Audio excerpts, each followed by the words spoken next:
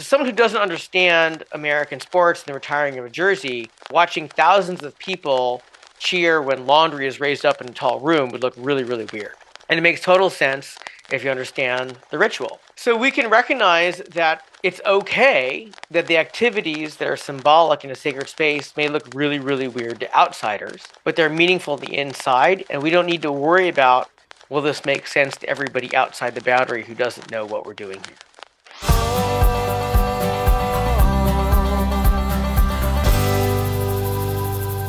Hello and welcome to the Art of Community Conversations. My name is Seth Resler and I'm from Community Marketing Revolution. And this is a series of conversations inspired by the international bestseller, The Art of Community. It's got a new second edition that's coming out with 25% more content. And so I wanted to have conversations with the author. It is Charles Vogl, whose work has been used to develop leadership programs at Google, Airbnb, Twitch, Amazon, and the U.S. Army. He has also presented at the Yale Leadership Institute, the Harvard Law School, the Stanford Graduate School of Business, among others. Welcome, Charles Vogl. Hi, Charles. How are you? Hey, Seth. It's always exciting to talk to you and to share something we both think is important. Yeah, and so if you've been following along with these conversations, you have 7 principles of community in the book, and we've basically been taking them one by one and talking about what they are. Today, we are talking about the temple principle. And so I want to get into exactly what this is and talk to community builders about how they should be thinking about this principle and applying it to their own communities. Let's start with an actual quote from your book. You say a temple is simply a place where people with shared values enact their community's rituals. The temple represents the community's strength and legitimacy. It's a sacred space, a place set aside for a particular use. And so I think a lot of people, when they think of temples, it conjures up an image. It conjures up an image of maybe a religious or a spiritual place. We maybe think of, for example, churches or mosques or other places like that. But you're not just talking about spaces like that, are you? I'm not. And the book was informed or is informed by my own study of spiritual traditions that have been bringing people together for well over 1,000 years around shared values and purpose. And that's one of the reasons I use that term. And when we look at spiritual traditions that have continued to bring people together in powerful ways and making them more resilient, surprise, surprise, they're always temples. And so I wanted to share this idea that no matter who we're bringing together, it can be important. It certainly can augment our efforts if there's a special place where we come together. And we talk about rituals elsewhere in the book, this idea that we want to do things together that have meaning, that are not just practical. And often these rituals help us recognize, acknowledge how we're all changing. And so to have a special place you can do that matters, makes a difference. And, in the book I talk about, it doesn't need to be a permanent place, a permanent building that's only what you do there. A lot of people have beaches they like to return to as a family or as a sports team, and they have rituals they do on the beach, be they fun rituals or meal rituals. And then someone's backyard can be a place where we gather regularly and know whenever we gather, we're going to find people in our community and we're going to be safe. But if we have no space, if we never make a space that's safe, that's special, that we do things that have meaning, then there's definitely something that we could invest in to improve how we're bringing people together. And you talk about in the book how these spaces can, in fact, be temporary. That you can use, it doesn't have to be something that is set aside and it's a permanent structure and that's what it's always used for. I mean, it could be something like, for example, a banquet hall that is transformed for a particular ritual or some other space like that, right? Well, it could be a banquet hall and it could be a backyard. And in my house, we use my living room. We have very special rituals that we use for my son's birthday. That, as far as I know, only our family does it for a special reason, because it's special to our family. And we make that space special for his birthday ritual every year. And there's a number of things we can do to make any place special. The first one is we just make sure there's a clear boundary that people have to cross over to walk in. So, for example, I got married very close to the beach in Hawaii. And there are a lot of people like to go to beaches. And I don't know if any given beach is special for a wedding to everybody. But one of the things we did is we put a ring of flowers around the ceremony space. So when our guests arrived, at some point they had to physically cross over a boundary, in this case of flowers, to enter the sacred space, the space that I would get married in. And of course, when my wife and our families showed up in procession, we too crossed this boundary, a very specific line that demarked when we were entering into the sacred space. A door totally counts. As you said, you could use a banquet hall. You can set up that door in such a way where guests understand when they show up and they enter that room, we're going to do things in this room that are special. Maybe someone's getting married. Maybe someone's getting honored. Maybe there are credentials that are going to be handed out. But the point is that that space is going to be special while we're using it. You know, it's interesting to hear you bring that up. When I was younger, I used to take Hapkido, a martial art, and we were just practicing in a room at the university gym. And my instructor was not a lot for sort of the ceremonies and the pomp and circumstance. But one thing he always insisted on was that when you entered the door to practice, you bowed to the room. And he said, I want you to mentally take everything else you've got going on in your life and just leave it at the door and walk in and be here. And then again, bow to the room when you leave and you can pick it all up. And I think what he was doing in that was acknowledging that boundary that you're talking about, saying, hey, there is a boundary here and I am crossing over it at this moment. So, yeah, when you walked through there, you did something that was symbolic, right? Because it wasn't practical, that let you know and let others know that you're entering a space that was set aside to do something special. Or said differently, what you would do in that room and the rules about what you would do in that room were different in that room than they were outside that room. So we could say that a different way. The things that were okay to do and say outside that Hapkido training space were different than the things you were supposed to be doing in that room. Am I right about that? Yeah, if I just walked up to random strangers and did to them, you know, the things that I'm doing to my fellow students in the Hapkido class, it would be frowned upon. They would not like it. Well, and there were conversations you could have over dinner, right, with maybe beers. That would be totally okay at dinner with beers, and you better not have those conversations in Hapkido class. Yes. Yeah, exactly. Yes, absolutely. And you mentioned the backyard. I mean, it's interesting to hear you say that as well, because last summer we had a baby shower because my daughter-in-law had a daughter, and we welcomed that, you know, with a baby shower. And it was the same kind of thing. We transformed that backyard, which normally just is a backyard, into a space. The boundary in that case was already there. It was just a fence. But you actually talk about in the book some of the other aspects of a temple.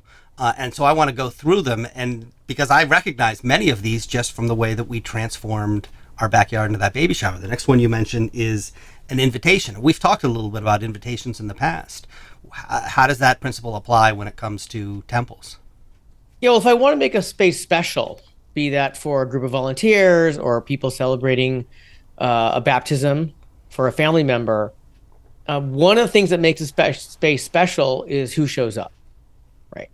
So if you can imagine that baptism and Bishop Tutu shows up, my guess is that space would feel more special. Am I right about that? Yeah, absolutely. He didn't, right. By the way. But yeah. He didn't show up, right. So one of the things we can think about when we're creating a sacred space is who are we inviting and who will make it special? And let's not overthink it. If it's for a daughter that's getting baptized, then invite family members and people important to your daughter. And not just put a poster out in your neighborhood that says, hey, we're going to have cake. Please come if you like cake. Right. So who we invite to put in the space matters in making it special. And it could be you don't need to do very much else. If the people that are important to you show up, that space may become very special. I mean, we can do other things, but notice that alone, you know, might do it. So let's talk about some of the other things that we could do as well. And I'm sure you're going to tell me that this isn't a checklist. You don't have to do all of these. That's exactly right. These are options. These are some of the ways that you can essentially set off that temple and make it special. But you talk about clothing as something that can make a space sacred too. Talk about that. Yeah, absolutely. The way we dress for an event can communicate how we're relating to it. So if you wanted to make a graduation party particularly special, it may make a big difference to ask guests to dress in a certain way. Maybe they dress more formally if that's what you want, or maybe even more wildly if that's the tenure you want. The point is, it's not normal. A sacred space is a space that's set aside. And when we set it aside, different things happen there than spaces we don't set aside. So dressing in more wildly or more formally, or even maybe uniformly, right? I've done some work with the military, and there are some occasions where they, for reasons that are obvious, show up all dressed the same. And there's a certain level of commitment and camaraderie that is communicated when people come dressed exactly the same. So one lever we can use is think about what we're asking people to wear and what that communicates. And let me reiterate, you said this is not a checklist. You're absolutely right. They're all tools that we can use to make an event we want to be special, special. And ideally, the event is fun.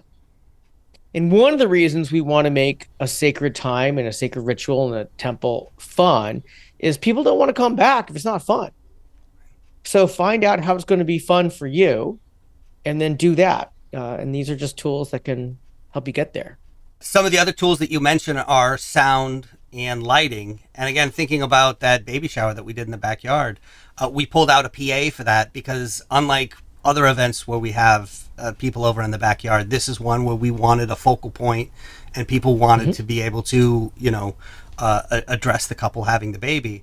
And then in terms of lighting, I mean, it was pretty basic. It was tiki torches from Home Depot, but it was something that just kind of made it different. So talk a little bit about the ways sound and lighting can be used to create a temple. I love your example, how you intuitively knew you wanted to make sure the sound worked for the event you wanted to host. You wanted people to hear the words that were shared, which were important for a baby shower. And then you intuitively knew that you wanted to make the lighting special. You wanted to make it different than it is in every other night in your backyard. So with sound, if we want a space to be special, we can see how we're going to make the sound different than it usually is. If a place is usually cacophonous and noisy, then creating an event that's quiet and calm can be really, really special. So think of a college courtyard where there are usually lots of events, a lot of people talking. If we create an event where we make it calm, then maybe an honoring ceremony or memorial ceremony, all of a sudden that becomes much more special because we're used to being in that space when it's noisy. If a place is used to being quiet, for example, in a library or maybe your living room or backyard, making it more loud could be special. Maybe not for the whole event because most of us don't want to be at a loud event for hours, but making the part of that loud, either musically or just with riotous sound of cheering. So we can think, well, what are the contrasts of what's usually going on there that indicates, hey, this is special? And then lighting, all people who are liturgists or have studied a lot of theater know lighting makes an enormous difference. It's really hard to be intimate in relationship and maybe even romantic and sober under bright, shining fluorescent lights, for example. So the first rule that I like to share is put the lighting where you want the attention. You were at this baby shower, and my guess is the parents and the grandparents wanted to say something. So make sure there aren't floodlights all around the crowd away from the speakers, and make sure there is lighting on the speakers. And this sounds obvious to me, but I've been at events where nobody thought that out. And so there was lighting distracting us from everywhere we could look, except where they wanted the attention. And it's not rocket science. You can turn off lights that are away from where you want the attention, and you can bring in lights. There's so many options now with LEDs to bring it closer to where you want the attention. And especially if it's in a backyard, fires are a great option. Fire ring, right? And have someone stand there. The other lesson I like to bring from liturgy and theater is we want warm lighting. We want lighting that most reflects firelight because it is calming and lets us feel intimate. So I try to get rid of the blue lights, which are often used for security cameras, for example, and look to where can we warm that light up, make it more yellow. And then another rule that just helps us think about where is the lighting going to help us is how can we diffuse the light? I don't want to light a whole space with a light bulb or one super bright light bulb and think, well, there's plenty of light technically we can see. And that's what you were doing when you were bringing those tiki torchers is you were bringing a warm light, in this case, firelight. And by virtue of having more than one tiki torch, you disperse the light so that it wasn't too intense in one area. And my guess is you noticed that really made the space more comfortable and made it feel more intimate for the kind of baby shower you wanted to host. I'm so glad to hear you talk about this because I feel like sometimes I geek out a little too much about the lighting in a place like my backyard because I have sort of those floodlights that are just their colors and they're just on the plants in the background to kind of give it an ambiance. And I think way too hard about this stuff, and I'm glad to hear you go into such detail to know that I'm not the only one. Well, it makes an enormous difference. And I notice people who are not trained in this, they can feel the difference, but they don't know what is off. And so for those of us know, well, the light is too blue, or it's too bright, or it's too focused, or it's focused in the wrong place, we know if all I have to do is change this, and it's going to feel more intimate. And I'll give you an example. I was invited to go to a dinner at a long table in the Boston area, and I was there as a thought leader there to speak to this very large group. And they put us at a long table of, I think, of 20. And they had arranged for a private room in a restaurant. And the private room in the restaurant had these sconces all along the walls. And then we were sitting at a dark table. And I knew that if we could just dim those sconces to almost nothing, and we put 15 lights along the center of the table, this dinner we were having would have felt 2 to 5 times more comfortable and intimate. And all we would have to change is get the lighting away from where the attention is, i.e. the walls, and put it where we want the attention, which is at the table. And it would have felt so much more magical. But nobody thought that through. As you well know, candles are cheap, and it's easy to dim and or turn off lights. And most people don't mind sitting at a table that's candlelit across from other people they want to talk to. I want to go back to something you mentioned when we were talking about sound, because you mentioned music. And it made me realize that there are certain ceremonies that happen, certain rituals that happen in certain spaces where there's music associated with it. For example, a wedding, and we all think about the song that people play typically when the bride and groom come down the aisle. Or a graduation ceremony where we all think about, certain music that is played in that kind of circumstance. Or even a funeral, that there's often, things like taps that are played at a military funeral, for example. So music is a part of that as well, right? It is. You're talking about music that's put in intentionally to shift the mood of an event. And it can be very, very powerful. Words often speak to our intellect. When we're serving food, it often, amongst other things, speaks to our body. Music most powerfully affects our emotion. It can do other things as well. But when I think of, the most basic elements that are creating experience, the music affects our mood or the emotion. The words speak to the intellect and meaning, and the food at some level affects our body. So we can think about, well, what is the mood that we want to introduce with the music? And obviously there are some traditions where we have certain expectations and we can choose to fulfill the expectations or work against them. The warning is when creating a sacred space, I've noticed that many people are afraid it'll feel boring. And so what they do is they turn on just any music or music they like loudly, and it becomes distracting. And they don't have any good reason to have that music other than they think, based on no other standard, that it's a good idea. And they don't understand that it's actually pulling away from the intention that they invited people to participate in. So be very intentional about the music and use it to sort of set the scene. And almost similar to what you're talking about with light, you don't want the light to distract from the thing that's important. You don't want the music exactly right. to distract from the thing that's important either. I think it's a great point, Seth. All of these elements that we're talking about are something to consider. They're tools that can be used to enhance because you have intention. But if you just throw stuff in the space because you've seen other people do it or you saw it in a movie, it quickly becomes distracting. And in my experience, most people are just really excited to be in a space with people they care about, that share their values, and that have come to do something that they think is important.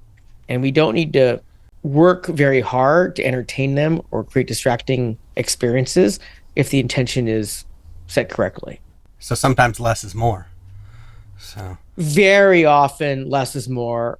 I think you and I are unfortunately in a culture where there's so many opportunities to fill our senses with portable music and portable lights and literally an endless stream of talking, that we've forgotten that it doesn't take very much with intention to create a powerful event.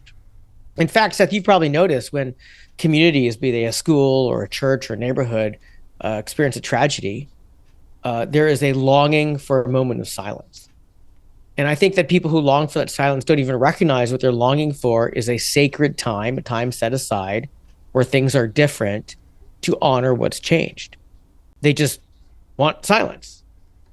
And there's a reason that there's a longing for silence and not different and more distraction.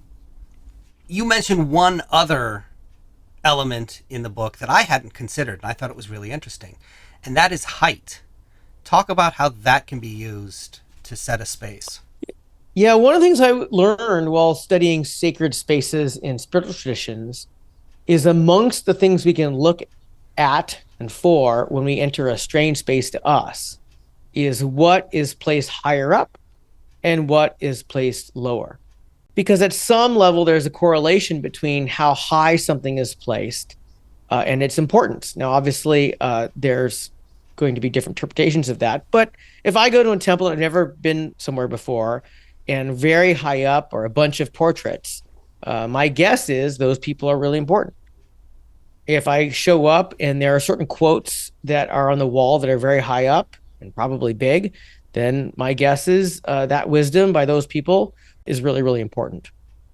So, for example, at your baby shower, my guess is there were people that were more important for that event that were standing, and people who were less important at that moment were invited to sit, right? There's an intuitive sense that when we have the parents speak or the grandparents speak, they stand up.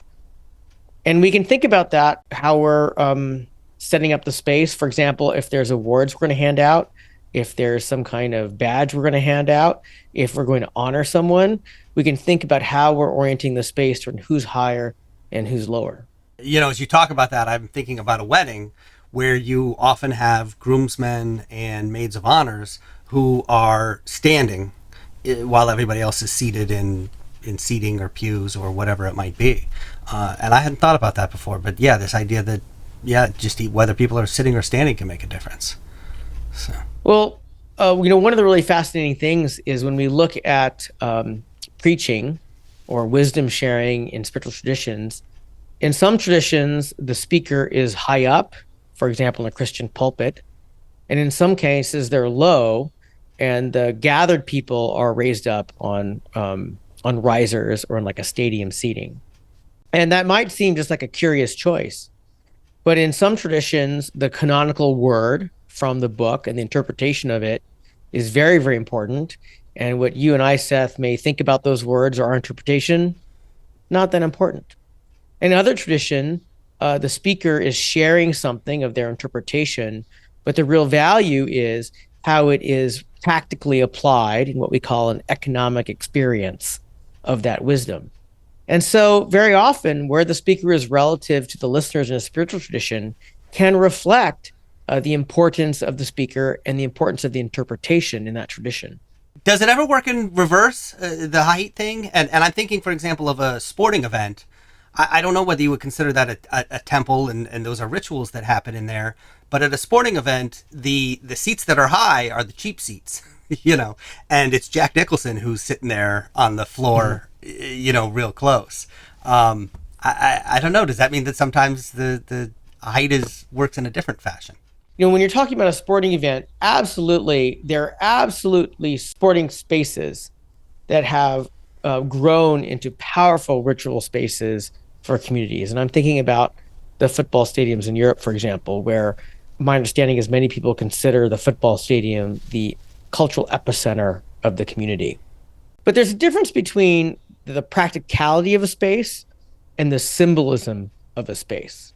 So in a stadium, that the cheap seats are high up because they're farther away from who's important, the players, right? And then important people, they're not important because they're on the floor next to the players. They're important because they're important, and those are the expensive seats because they're close to the players. So that's about proximity, right? The people who are the most important. But if you think about, where the owners of the teams sit in the United States, or where the networks place their people, again, they're elevated, right? It's not simple, but we can use that lens to understand what's being celebrated. One of the things you talk about in the book is that what happens in these sacred spaces might look weird to outsiders who are not in the space and are not participating. Explain a little bit more about what you mean by that. Well, in the book, I mentioned that in the United States, we have this tradition of retiring jerseys, and that includes raising up a sports jersey with a number on it close to the ceiling of an arena while people are cheering. To someone who doesn't understand American sports and the retiring of a jersey, watching thousands of people cheer when laundry is raised up in a tall room would look really, really weird. And it makes total sense if you understand the ritual of honoring someone by retiring their jersey. So we can recognize that it's okay that the activities that are symbolic in a sacred space may look really, really weird to outsiders. When you understand what's going on, we call that esoteric knowledge. Esoteric knowledge is simply knowledge, within the community that's not shared outside. And so we can create rituals inside these sacred spaces that are funny or weird, hopefully not harmful, but they're meaningful on the inside. And we don't need to worry about, will this make sense to everybody outside the boundary who doesn't know what we're doing here? I can think of many times where I've seen a scene in a movie where somebody who doesn't belong in a space somehow finds themselves witnessing a ritual that is happening in a space like this. And it's meant to have some sort of effect on the movie. Sometimes it's to show that this person is an outsider, that something odd is going on. But they're capitalizing on that dynamic of a ritual can look weird to somebody who's from the outside and doesn't belong in the sacred space or is seeing it for the first time. In some ways, I think there's a correlation between the weirder the better up until some breaking point. And the reason is, if it doesn't make sense on the outside, but it makes sense to you and me, Seth, it's even more special. And I want everyone to have experiences that are really special to them, that other people won't and maybe can't understand, but sustain us and invigorate us in our own relationships with others and how we're connected. This goes back to something that we talked about in an earlier conversation. We talked about the example of firefighters who have their own sense of humor that they only share with each other and that they wouldn't use in other spaces because other people wouldn't understand it. In some ways, the ritual's serving the same purpose. It's something that only the people in the community would understand and people outside might not. So that's exactly right. It's all under what we call esoteric knowledge. And the esoteric knowledge is really important for us to recognize that we understand each other and we recognize that other people don't. In fact, I just got back from a mountain trip. I think you know that I'm a very serious skier and a ski instructor. And I was shocked on this last trip, skiing with some people who didn't understand the mountain safety rules, keep each other safe, that, ski instructors are really drilled in. We're always looking out about how much space you give other people and what space you take. And I realized that there's a lot more esoteric knowledge I have about mountain safety, people who take this seriously and do it a lot, than people who don't. And it was a wake-up call to me about how inculcated I am in this mountain sport community, to the point where I didn't even recognize how much I know and use and take for granted that is really weird to people on the outside. One last thing I want to ask you about. We've been talking primarily about physical spaces, spaces that you go to in person. But now with the rise of the internet, we have the ability to create digital spaces. And in some cases, people are coming together in real time, for example, through virtual events or maybe Zoom calls or things like that. In some cases, those digital spaces are asynchronous. So something like a Facebook group where somebody comes in and posts, and then somebody can come along hours or even days later and comment, Slack channels, Discord servers, things like that. Can these digital spaces be used as temples? Or does it have to be a physical space? I'd like to think there's a continuum on how effective and supportive these sacred spaces can be. And so there may be above zero specialness when we're talking about online spaces with asynchronous engagement. Unfortunately, it's pretty low. And whenever I say this, somebody gets mad because they want to give me, quite frankly, an outlier example about how it was really important to them, which is to say, yes, there are examples, but in the bell curve of experience, they're not very strong. In fact, my co-author Carrie and I say that if people aren't there together, if there's not a beginning and an end of experience, it's not really a gathering. If I can log on later and watch the video, or I can catch up by reading it, then it's not really a shared experience. It's something, it's a document, right? But it's not a shared experience. So I will say, while there are exceptions, and there are exceptions, on balance, asynchronous experiences, for the purposes of what we're talking about, don't really count. They're not really that effective. And online spaces, you can create a sacred online space using some of the tools we talked about. One is you restrict who you're inviting in, so that when people show up there, people there are there for a particular reason. There needs to be a boundary to cross into, which is usually a digital boundary, right? You need to have the link to get in there. And then there need to be different rules on how you behave there at that time than you would behave somewhere else. And part of that is making it different. I don't know how you usually gather online, but make sure that during that sacred time, whether you're honoring someone or celebrating something or announcing something, that it's different. And then, of course, you need to have some kind of activity that's not particularly practical or efficient, that is symbolic on what you're doing to enact whatever you're enacting, which could be a celebration or honoring. So you can do it. But for those who are just looking for easy hacks on creating sacred spaces, bring people together, just know that at the end of the day, the research is obvious. Bringing people together in physical spaces is much more powerful. And even if you can't bring everybody together, bring some of those people together to offer them that particularly powerful experience of being with one another in a sacred place during a sacred time. This makes a lot of sense to me because I can see the parallels between digital and the real world. When you're talking about, why asynchronous isn't as powerful, it's sort of like walking into a church when there is a church service going on and walking into a church when there isn't a church service going on. Right. I mean, there's still some power in it, but it's not quite the same thing as when you're in an event it's not even with all close. the other people. Yeah. Right. I mean, if there's an Easter Sunday service at St. John the Divine in New York, and there's a 100-person choir performing, and the liturgy is fully performed, and you show up 4 hours later, Seth, and they say, "Oh, we have a recording of it," right? And they play speakers. Is it terrible? Probably not. Could you enjoy it? Maybe. Could you have an experience that you want to have again? Possibly. Is it the same as being in an Easter service at St. John the Divine with a 100-person choir? Of course not. So let's stop pretending it is. Right. And acknowledge that can do something, but that's not aspirational when we want to bring together people in a powerful way. It sounds like there's more value in bringing people together in real time in a digital space, such as a virtual event. But again, I get what you're saying, that's still not as powerful as an actual in-person event. And look, I think we learned all this lesson during the pandemic, right? When all of a sudden we had to try and substitute our in-person gatherings for a digital recreation of those gatherings. And there was value in that, but it wasn't the same as when we could do it in person, right?